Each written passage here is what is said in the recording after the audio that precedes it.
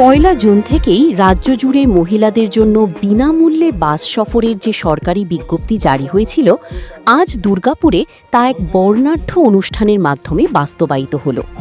City সেন্টারের বাস টার্মিনাসে আজ সকালে আয়োজিত হয় এই বিশেষ উদ্বোধনী অনুষ্ঠান, যেখানে একই মঞ্চে হাজির হন অঞ্চলের ৩ প্রভাবশালী জনপ্রতিনিধি। দুর্গাপুর পশ্চিমের বিধায়ক লক্ষণচন্দ্র ঘড়ুই, দুর্গাপুর পূর্বের বিধায়ক চন্দ্রশেখর ব্যানার্জি এবং পাণ্ডবেশ্বরের বিধায়ক জিতেন্দ্র তেওয়ারির যৌথ উপস্থিতিতে সবুজ পতাকা দেখিয়ে এই বাস যাত্রার সূচনা করা হয়। আজ প্রথম দিনেই আসানসোল, বাঁকুড়া, কলকাতা ও শিলিগুড়িগামী বাসগুলিতে ওঠার জন্য মহিলাদের মধ্যে ব্যাপক উৎসাহ দেখা যায়। বিধায়করা নিজে দাঁড়িয়ে থেকে মহিলা যাত্রীদের হাতে জিরো ভ্যালু টিকিট তুলে দেন এবং তাদের শুভেচ্ছা জানান।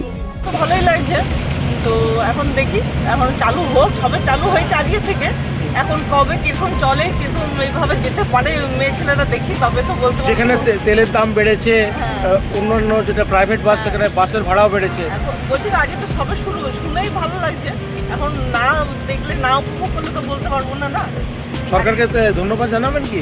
অবশ্যই, যখন সরকার ফ্রি করেছে অবশ্যই ধন্যবাদ জানাবো। ঝাড়গ্রাম থেকে নিজস্ব প্রতিনিধির রিপোর্ট।